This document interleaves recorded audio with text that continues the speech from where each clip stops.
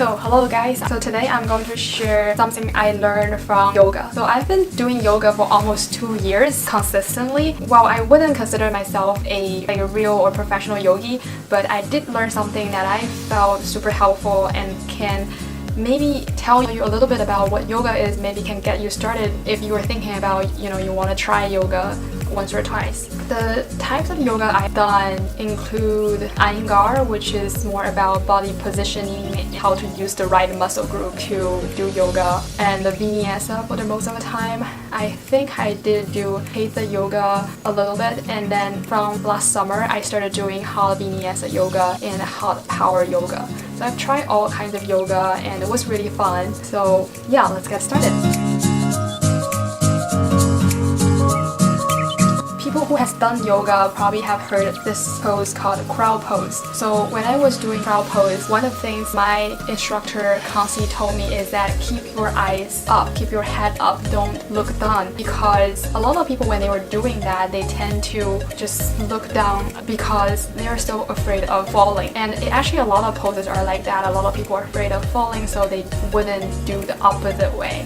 So you have to learn to let it go and learn to trust your body will do the work. At first, I wouldn't be able to really put my leg on my muscle here, but then later when I gradually trust my instructor because she's really nice, and then I did everything she told us. You have to have trust in yourself, I can do this. You have to constantly give yourself some space, I can do this, and you have to trust it. It will do all the work for you. Any point that you think is too much for you, you should, no matter what pose is that, you should definitely stop doing that and really listen to your body. This is also one of the important things about doing yoga. So mastering crowd pose was actually not that hard. One thing I learned from it is to learn to let it go and learn to trust.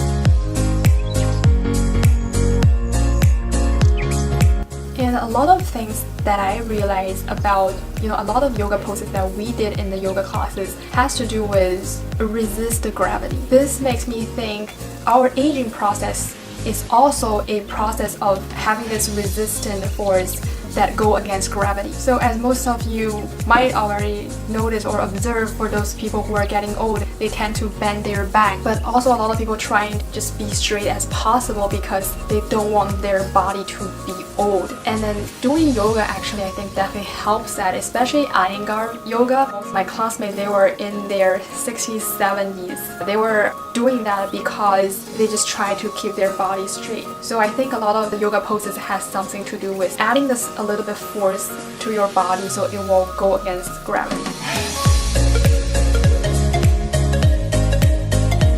And then the third thing was something I learned from my yoga instructor as well. This is gonna be a quote from her.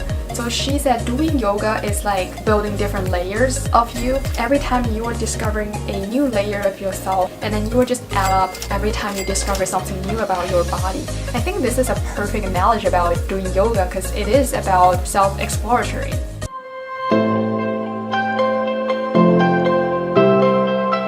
The fourth thing that I learned from yoga was the power of now. So every time when I was doing yoga, I feel like I have to force myself to think because the flow actually goes really quick. Once you guys are in the flow, in the Vinyasa flow or whatever, you have to be really concentrated in order to listen to the instructor right and do on your left side or right side. You have to really learn to live in the present moment. In that an hour or so, you don't really have time to think about anything else. You are just in that moment and really enjoying this, soul and body meeting. And it's amazing experiences, and it really forces you not to think about whatever has already happened or is going to happen in the future. It's just you are totally in this space and in this time.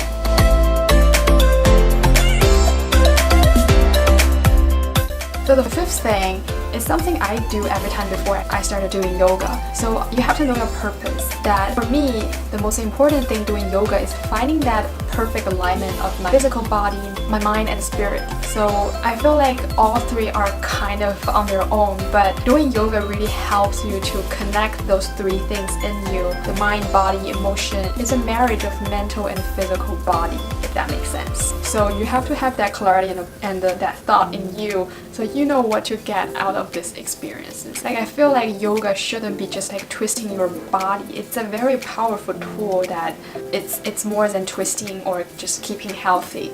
But if your purpose is just to keep healthy, at least it's a good start already.